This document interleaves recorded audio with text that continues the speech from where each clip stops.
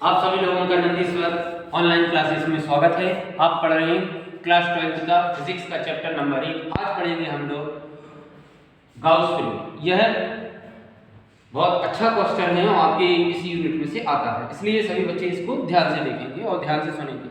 आप चाहें तो वीडियो को बार बार रिवाइंड करके इसको तैयार भी कर सकते हैं। तो सबसे पहले क्या है कि गाउस ने किसी बंद पृष्ठ और उसमें उपस्थित कुल आवेश के बीच संबंध बताने के लिए एक प्रमेय को प्रतिपादित किया, जिसे गाउस का प्रमेय कहते हैं। इस प्रमेय के अनुसार अगर कोई पृष्ठ निर्वात में उपस्थित किसी पृष्ठ से गुजरने वाला संपूर्ण विद्युत फ्लक्स उसमें उपस्थित कुल आवेश का 1/ε0 गुना होता है। क्या बताया गया है कि निर्वात में स्थित किसी बंद पृष्ठ से गुजरने वाला संपूर्ण विद्युत फ्लक्स उसमें उपस्थित कुल आवेश का 1/ε0 गुना होता है। फ्लक्स के बारे में आप जानते होंगे, फ्लक्स कैसा होता है।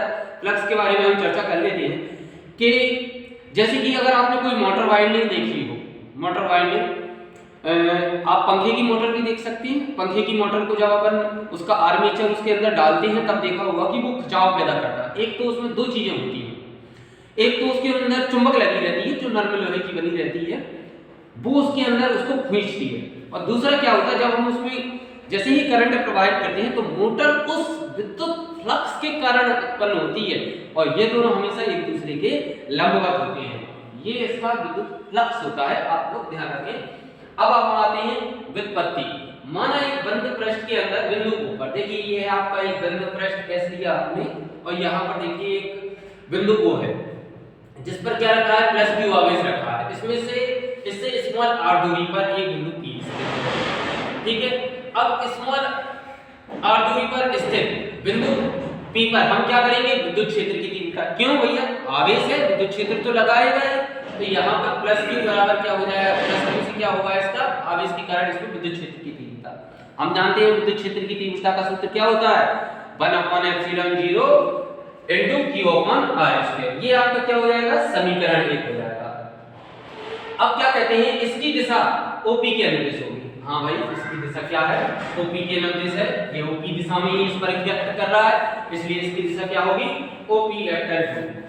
अब बिंदु P को घेरे हुए हमने मान लिया कि अब बिंदु P को घेरे हुए एक अल्प पृष्ठ ds की हमने कल्पना की। अब इस अल्प पृष्ठ ds के कारण विद्युत फ्लक्स, अब विद्युत फ्लक्स, तो विद्युत फ्लक्स का सूत्र क्या होता है, यहाँ पर हम d phi e ले रहे हैं। d phi e इसलिए ले रहे हैं क्योंकि ये माइनर है, ये छोटा है, इसलिए d phi e ले रहे हैं, ठीक है। तो d phi e बराबर eds हो जाएगा। अब हम यहाँ पर वेक्टर बनाते हैं। आप जानते हैं जो सदिश राशियां हैं वह cos थीटा को का अनुपालन करती हैं, तथा जो आपकी जो सदिश राशियां होती हैं वो cos थीटा का पालन करती हैं और जो अदिश राशियां होती हैं वो sin थीटा का पालन करती हैं। तो यहाँ पर हम इसको अदिश में बदल रहे हैं, तो अदिश में हमने बदला तो ये cos थीटा दे देगा हमको। तो यहाँ पर d phi e, तो d phi e बराबर क्या हो जाएगा, 1/4πε0 × Q/r² ds cos थीटा। ये अभी नहीं लगाना था। अब देखिए यहाँ पर क्या होता है, ये देखिए यहाँ पर क्या बन रहा है, कोण बन रहा है इसके कारण। देखिए ये कोण बन रहा है, ये एंगल बन रहा है यहाँ पर, तो ये क्या बनेगा, ये आपका घन कोण होता है। घन कोण किसे कहते हैं कि किसी बिंदु पर बनाए गए कोण को, किसी पृष्ठ द्वारा किसी बिंदु पर बनाए गए कोण को हम क्या कहते हैं, घन कोण कहते हैं। तो यानी कि ये जो पृष्ठ है, ये आपका जो पृष्ठ है, इस पृष्ठ के द्वारा बिंदुओं पर क्या बनाया गया है, कोण बनाया गया है। ये क्या बना गया, एंगल बनी है। देखिए आप यहाँ पर ये एंगल बनी है, तो ये आपके क्या कहलाएंगे, घन कोण कहती है। और घन कोण का मान क्या होता है, ds cos θ/r²। तो देखिए हम क्या देखते हैं कि यहाँ पर हमारे लिए ds cos θ r² हमने यहाँ से हटा करके कहाँ रख लिया, यहाँ रख लिया, तो ds cos θ/r²। ds cos θ/r², इसका मान क्या होता है, d ओमेगा। आप जानते हैं बिंदु नगण्य होता है, मगर कैसा होता है, गोल होता है। बिंदु कैसा होता है, गोल। और गोले का पृष्ठीय सूत्र के पृष्ठीय क्षेत्रफल का सूत्र क्या होता है, 4πr²। बट यहाँ पर बिंदु है, बिंदु की ना कोई विमा नहीं होती, कोई त्रिज्या नहीं होती, इसलिए r² वहां पर एकांक बन जाएगी और वहां पर हम क्या लेंगे, केवल 4π लेते हैं। यही कारण है कि जब भी हम इनका समाकलन करते हैं तब d ओमेगा का मान 4π आता है। अतः बंद पृष्ठ ds से गुजरने वाला संपूर्ण विद्युत फ्लक्स। जब हमने संपूर्ण ले लिया तो हमें d लगाने की कोई मतलब नहीं है, तो d हमारा हट जाएगा, सीधा क्या आ जाएगा पाई आ जाएगा, और q अपन 4 pi epsilon 0 into d omega ले लेंगे। कांस्टेंट जो राशियां होती हैं, जो आपकी अचल राशियां होती हैं, वह क्या होती हैं, उनका कभी भी वो समाकलनीय नहीं हो सकती, वो हमेशा बाहर आती हैं। अपने ये मैथमेटिक्स में पढ़ा हुआ समाकलन पाठ के अंतर्गत। तो यहाँ पर हम क्या कर देंगे, जो कांस्टेंट राशियां हैं जिनमें कोई घटाया नहीं जा सकता और कोई जोड़ा नहीं जा सकता, उनको हमें बाद में देंगे। अब आप कह रहे हैं क्यू, हाँ क्यू एक निश्चित राशि है, इसका मान 1.6 × 10⁻⁻⁻⁹ कूलम होता है। आप प्लस में भी ले सकते हैं, इलेक्ट्रॉन के लिए अलग होता है, प्रोटॉन के लिए अलग होता है, तो प्लस माइनस का अंतर आता है और कुछ भी नहीं होता है। और भाई आप जानते हैं, और एप्सिलॉन का मान भी निश्चित होता है। अब यहाँ पर हम देखते हैं, हमने डी ओमेगा का समाकलन किया, मैंने आपको बता दिया था, इसका मान 4 पाई होगा, 4 पाई से 4 पाई कैंसिल होता है, तो पाई ही बराबर q अपन एप्सिलॉन 0 हो जाता है। अगर हम इसके लिए, अगर जैसे कि निर्वात में ना हो वस्तु और किसी माध्यम में हो, जैसे कि वायु, पानी या किसी भी चीज में हो, तब वहां पर हम के परावर्तकांक का माध्यम ले लेते हैं। इसका मान आपके माध्यम पर निर्भर करता है, तो पाई ही बराबर क्या हो जाएगा अपना q अपन k एप्सिलॉन 0 गुना। तो यहाँ पर ये आपकी गॉस में समाप्त होती है। देखिए अब हम आते हैं नेक्स्ट क्वेश्चन पर। आपका नेक्स्ट क्वेश्चन है, तो इसके बाद बहुत इंपॉर्टेंट है और आपकी परीक्षा की दृष्टि से भी महत्वपूर्ण है और आपके समझने की आगे जीवन की बेहतरी में कंपटीशन लेवल के लिए है। आपका ये पीटी वगैरह पीएमटी में ऐसे क्वेश्चंस आते रहते हैं, आप उनकी वैल्यूज को जरूर ध्यान रखना हमेशा। देखिए अब क्या आता है, हमारा टॉपिक है कि गाउस प्रमेय की सहायता से कूलम के व्युत्क्रम बल का नियम का निगमन किया। हमने क्या पढ़ा था कि कूलम का व्युत्क्रम बल का नियम क्या था कि किन्हीं दो पिंडों के मध्य लगने वाला आकर्षण या प्रतिकर्षण बल का मान उन दोनों के परिमाणों के गुणनफल के अनुक्रमानुपाती तथा बीच की दूरी के वर्ग के व्युत्क्रमानुपाती होता है। तो हमने क्या पढ़ा था, F बराबर q1 * q2 अपन r² अपन ने ये अपन ने कूलम के व्युत्क्रम बल का नियम पढ़ लिया था और k नियतांक का मान अपने बराबर 4 पाई एप्सिलॉन 0। तो यानी कि हम इस चीज का निगमन करना है, F बराबर इसका निगमन करना है। अब हम यहाँ पर देखिए कि मान लीजिए कि एक बिंदु O है, एक बिंदु O है और उस पर क्या रखा है, +q आवेश रखा है। अब इस +q आवेश से स्मॉल r दूरी पर, कितनी दूरी पर, स्मॉल r दूरी पर, स्मॉल r दूरी पर एक परीक्षण, एक बिंदु P है जिस पर हमें क्या है ना, एक बिंदु P है जिस पर विद्युत क्षेत्र की तीव्रता। तो अब हम क्या करते हैं, समय पहले विद्युत क्षेत्र की तीव्रता ज्ञात करने से पहले, विद्युत क्षेत्र की तीव्रता लगाने से पहले हम क्या करते हैं, इसको एक वृत्ताकार सर्किल खींच लेते हैं।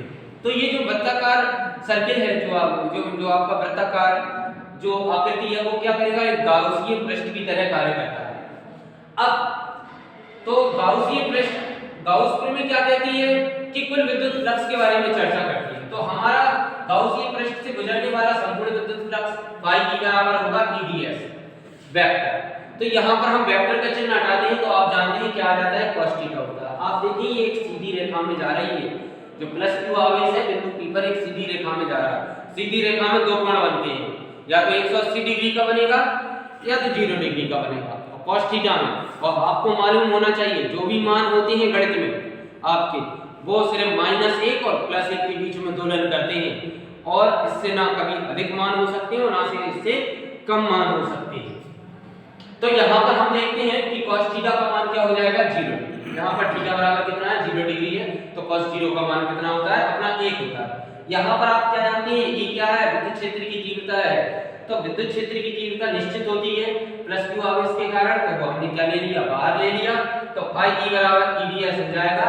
यहाँ पर ये आपका ds, अब मैंने आपको बताया था जो ds ये क्या है, एक सर्किल है, एक वृत्ताकार है, गोले की तरह कार्य करता है। गोले के संपूर्ण पृष्ठीय क्षेत्रफल का सूत्र होता है 4 पाई r²। अर्थात हम जब इसका समाकलन करेंगे तो यहाँ पर हमारा सूत्र आ जाएगा 4 पाई²। आपने घनकोण में क्या देखा था कि उसमें r नहीं थी, क्यों नहीं थी, क्योंकि उसमें विमाएं नहीं होती, क्योंकि बिंदु की क्या विमाएं होनी है। मगर ये एक सर्किल है, एक वृत्त है, एक गोला है, तो यहाँ पर क्या हो जाएगा, अपना 4 पाई r² हो जाएगा। तो हमने यहाँ पर इसके पृष्ठीय क्षेत्रफल का सूत्र लगा दिया। परंतु गाउस प्रमेय से हमने क्या पढ़ा है, गाउस प्रमेय की सहायता से हमने पढ़ा है phi e बराबर q/ε 0। इसको हम समीकरण को मान लेंगे और यहाँ पर ये अपना समीकरण है, क्या है, ये अपना समीकरण है। देखिए समीकरण बातों से देखेंगे, देखिए ये वाली वैल्यू और आपकी ये वाली वैल्यू, ये दोनों एक समान है कि नहीं है? यहाँ पर ये भी फाई है, ये भी फाई है, तो आप क्या करते हैं, फाई की जगह पर मान रख देते हैं, तो ये बराबर में आ जाते हैं 4πr² बराबर q/ε0। ई बराबर आप क्या कर सकते हैं, ये 4πr² को आपने यहाँ भेजा, तो आपने क्या किया कि ε0 को यहाँ पर रख लिया और r² को आपने q के बदले रख लिया। देखो ये विद्युत क्षेत्र की तीव्रता का सूत्र निगमन हो गया यहाँ पर, तो पता पड़ गया कि इस पर विद्युत क्षेत्र की तीव्रता लग गई, ये तो निश्चित हो गया। अब मान लिया कि बिंदु P पर कोई परीक्षण आवेश q0 रखा हुआ है, एकांक आवेश भी कह सकते हैं आप इसको, परीक्षण आवेश कह सकते हैं, एकांक आवेश कह सकते हैं, वो आपकी मर्जी है। अब बिंदु P पर परीक्षण आवेश q0 की कल्पना करने पर बिंदु P पर विद्युत क्षेत्र की तीव्रता, अब आप कह रहे हैं सर आपने विद्युत क्षेत्र की तीव्रता ये बताई थी कि बराबर 4πr² q/r² होती, बट आपने तो कह दिया कि भैया E बराबर q0, ऐसा कैसे हो गया? तो मैं आपको बताता हूं कि आपकी फर्स्ट डेफिनेशन क्या होती है कि एकांक आवेश के लिए आती है। एकांक आवेश पर जो परिभाषा होती है वो क्या कहती है कि जो कोई बिंदु आवेश जितने विद्युत क्षेत्र में रखने पर जितने बल का अनुभव करता है वह क्या कहलाती है, उसकी विद्युत क्षेत्र की तीव्रता कहलाती है। ये आपकी डेफिनेशन होती है, शॉर्ट बता दी मैंने। तो E बराबर तो F/q0 आ जाएगा। अब आपने क्या किया, अपन क्या जानते हैं, कूलम में अपन को क्या चाहिए, बल लगता है, कूलम में क्या बल लगता है, तो अपन ने क्या किया कि q0 को यहाँ पर गणना कर दिया है, बराबर q0 आ गया। अब आप क्या आ गया, आप चाहें तो इसको समीकरण 3 मान ले और ना माने तो ना माने, तो आपने क्या देखा E का मान तो भैया अपना ये है, तो अपन ने क्या किया, इसकी जगह पर अपन ने ये मान रख दिया और ये अपना q0 ठीक है, तो अपना A बराबर 4πr² q0/r²। तो ये आपका क्या हो जाता है, कूलम के व्युत्क्रम बल का निगमन हो जाता है।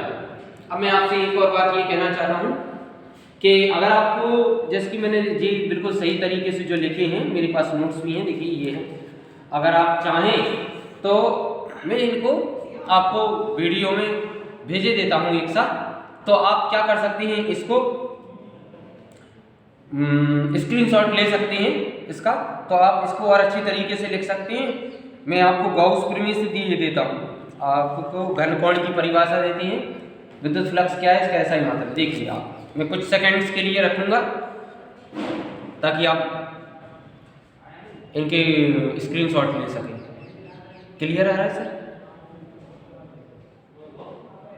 अब मैं नेक्स्ट पेज पर बदलने वाला हूँ, आप स्क्रीनशॉट ले लें आराम से।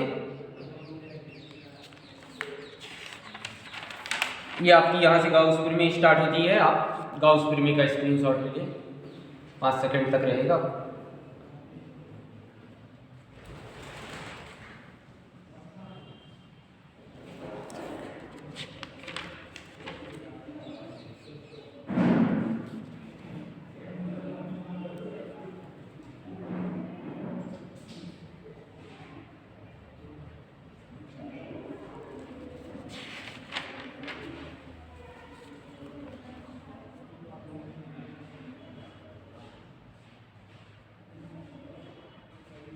ठीक है, ओके।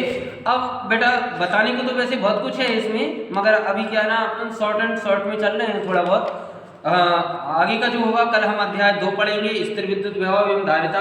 आप इसके बारे में स्टडी कर लेना, और इसके बारे में हम एक बिंदु आवेश के कारण किसी बिंदु पर विभव का व्यंजक पढ़ेंगे, और हम पढ़ेंगे विद्युत द्विध्रुव के कारण किसी बिंदु पर अक्षीय स्थिति और निरक्षीय स्थिति। मैंने आपको पार्ट 1 में निरक्षीय स्थिति नहीं कराई है, सॉरी, वो हम आपको पहले कराएंगे निरक्षीय स्थिति और उसके बाद विभव का व्यंजक कराएंगे। ठीक है, ओके।